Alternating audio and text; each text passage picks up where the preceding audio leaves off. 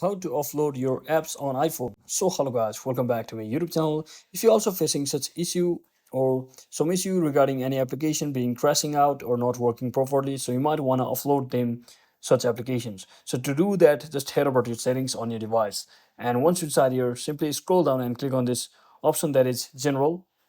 And once you tap on general, just head over to this iPhone storage option. Simply select it.